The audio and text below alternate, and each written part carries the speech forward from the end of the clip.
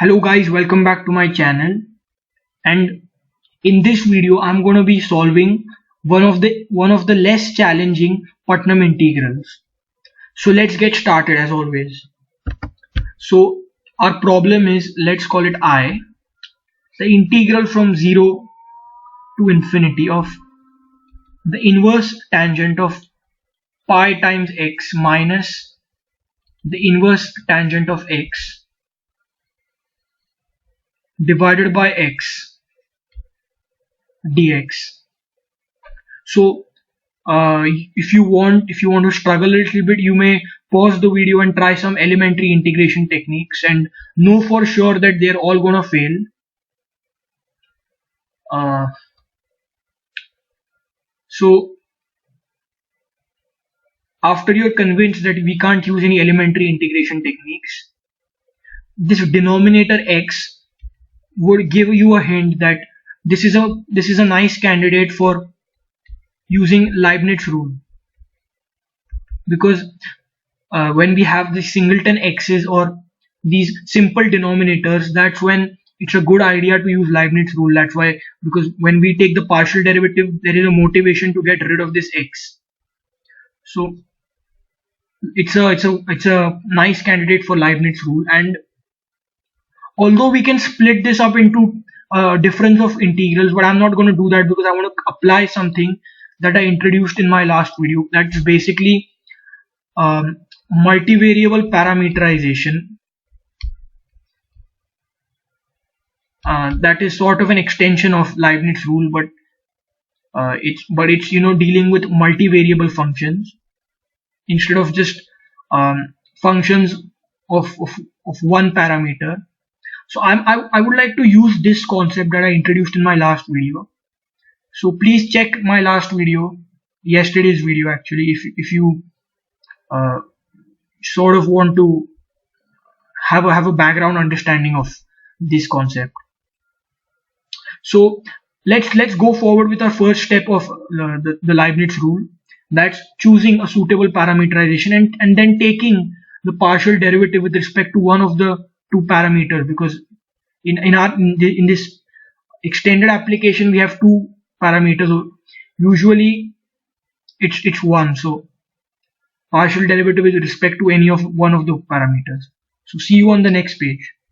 So given this original problem, since there is a motivation to get rid of the x in the denominator, as I just explained, one nice parameterization, and it's going to be a multivariable parameterization. So I of c comma d, let's say, is going to be integral from 0 to infinity of the inverse tangent of c times x minus the inverse tangent of d times x. Actually, there was no need to parameterize the second inverse tangent, but just for the sake of applying some concepts from yesterday's video, I'm doing this. Divided by x dx. And what is the relation of this generalized parameterized function I of c comma d with I? What's the connection between them? Now notice that if you want to get back to I, you would just plug in pi in place of c and 1 in place of d, right? So that's how both of them are related, and that this will be handy later on when we are then integrating with respect to the parameter we differentiated with. So you can choose any one of these parameters to as the basis of differentiation, but I'm choosing c. You can also choose d. Let's choose c. I'm writing this as a partial derivative because we have a multivariable function here. So partial derivatives make it clear that the function you're differentiating is a multivariable function. So we have integral from 0 to infinity. Again, a partial derivative here. 1 over x is a constant with respect to c, so that's outside, times the partial derivative with respect to c of the inverse tangent of c times x minus the inverse tangent of d times x and a dx. So then we get integral from 0 to infinity of Well, the inverse tangent of c of x differentiated with respect to c, we are going to have to use the chain rule. So that means we are going to have the derivative of the tangent is 1 over 1 plus the argument squared. So 1 over 1 plus argument is cx, so that squared is c squared x squared. We still have this x in the denominator. I'm going to use these brackets, times the partial derivative with respect to c of x, because this other part, the inverse tangent of d of x does not depend on c, so that just goes to 0 on differentiation with respect to c, and we have a dx. So now this becomes integral from 0 to infinity. Now notice that x is a constant with respect to c, so that will come out, and the derivative of c with respect to c is 1, so we just have x divided by x times 1 plus c squared x squared dx. So the x's cancel out nicely, and that was exactly the purpose of choosing that parameterization. So we have integral from 0 to infinity of dx over 1 plus c squared x squared. Now I can pull out the c squared by 1 over c squared times integral from 0 to infinity of dx over, when I pulled out a c squared, I have to still maintain equality, so I'll have to divide by c squared here. 1 over c, but the whole thing squared, that's 1 over c squared, plus a regular x squared. And integrating this is easy, right? The antiderivative of this thing is, we have a formula for that, which with inverse tangents in it. So we have 1 over c squared times 1 over the argument that is squared, so 1 over c, which is just c, times the inverse tangent of x divided by 1 over c, which is just like multiplying by c, but that is still evaluated from x equals infinity to x equals 0, because it's a definite integral. So finally we have partial derivative with respect to c of I of c comma d now being equal to, one of the c's will cancel out, we have 1 over c times, for the infinity case we have limit as x tends to infinity of the inverse tangent of c times x minus, when you plug in 0 over here in place of x, you have 0 times c, which is 0, so inverse tangent of 0 is 0. Fair enough. Now this becomes, as x tends to infinity, c is just a constant, so a very large number, that's what infinity is, times a finite constant like c is still going to be a pretty large number, right? It's still going to be infinity, so you're going to have infinity inside the argument. So inverse tangent of infinity is pi over 2. So if pi over 2 times 1 over c, that's basically your partial derivative with respect to c of I of c comma d. Nice. We've done with our first step now. So we just obtained the partial derivative with respect to c of I of c comma d is equal to pi over 2 times 1 over c. Fine, so we need to get back our I of c comma d, right? Because we have to plug in the values of pi in place of c and 1 in place of d, just to get back to our original question. So to do that, we have to integrate, and mind you, this is again going to be indefinite integration. It's not going to be definite integration because it's a multivariable function. Finding the upper and lower bounds is slightly tricky because we need to handle both the parameters simultaneously. So let's just integrate indefinitely with respect to c. So we have integral of the partial derivative with respect to c of I of c comma d. Since integrating with respect to c, we have dc is equal to integral of pi over 2 times 1 over c integrated with respect to C. So it's as if the differential operator and this dc are cancelling out each other, but by the fundamental theorem of calculus, we just end up with I of C comma D. Because if you integrate the derivative of a function, with respect to the same variable, you just end up with the function itself. That's the fundamental theorem of calculus.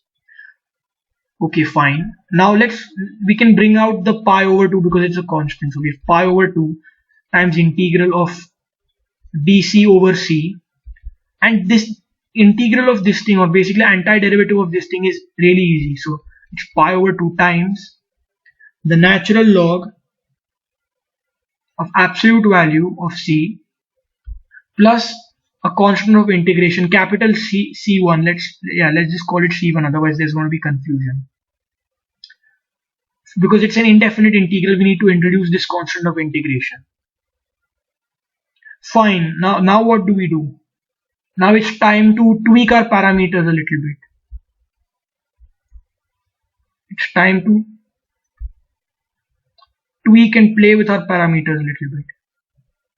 So let's do that on a fresh page, and you'll see what I'm talking about. So we have all these different functions. We have a I, which is the original problem, which if you want to write in terms of I of C and D, is going to be I of pi comma 1 basically, and we have again I of C of D, which is our parameterization, and I of C of D, which we just obtained by differentiating with respect to the parameter and then reintegrating.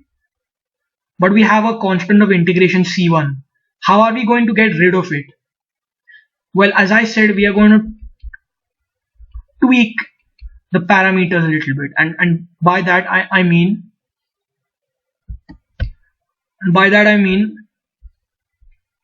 change C to D. So basically, let C equal D. Let's take this special case. Let's see what happens to both of these functions, which are essentially the same thing, right? I of C and D and I of C and D. Let's see what happens to both of them when we do this, C equals D. So when we do this, when we change C to D, or basically let C equals D, notice that in this function, this C is just going to be D, right? So we are going to have inverse tangent of dx minus inverse tangent of dx. Subtraction of like terms is going to end up in 0. So this thing is going to go to 0. Fair enough. Now what's going to happen to this thing?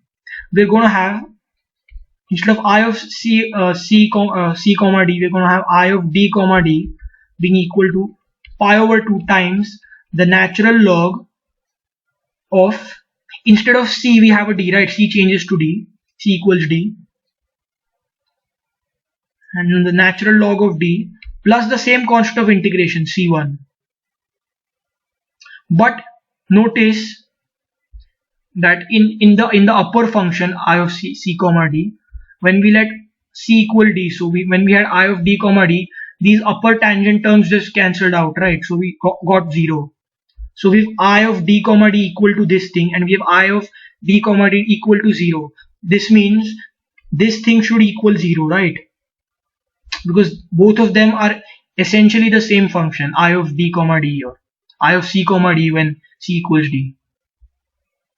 Because whatever special case we were looking for, here it was C is equal to D.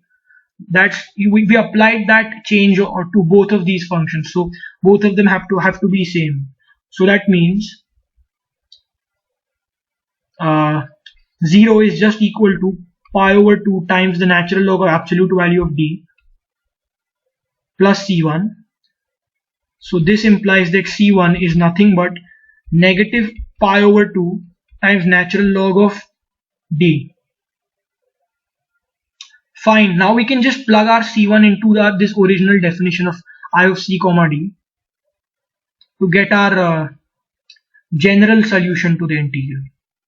So plugging the value of C1 in, we have I of C comma D now equal to pi over 2 times the natural log of absolute value of C minus pi over 2 times the natural log of absolute value of d. And this, the constant of integration being a function of d shouldn't be a surprise, because remember that we were always until this time always differentiating and then integrating with respect to the first parameter, or small c, right? So it only makes sense that our constant of integration is going to be a function of d, or some normal uh, normal value, some like random number.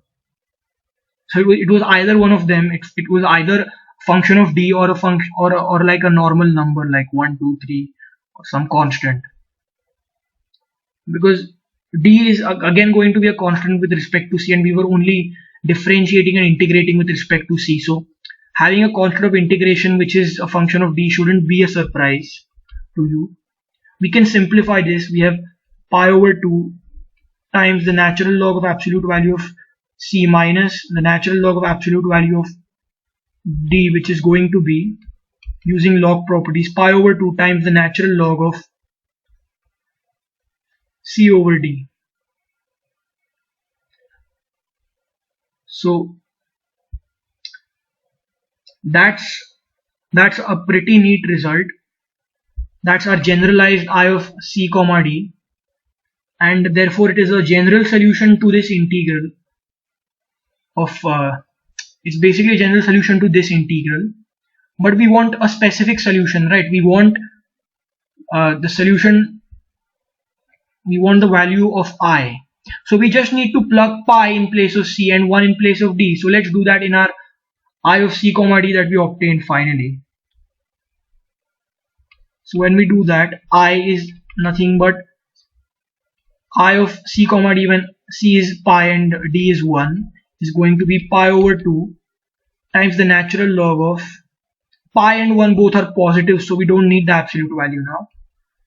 Pi over 1, just making substitutions, we get pi over 2 times the natural log of pi, which is a very neat answer.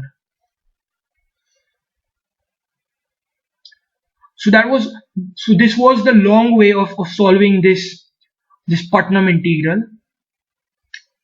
In case you're wondering, yes, there is a shorter way also.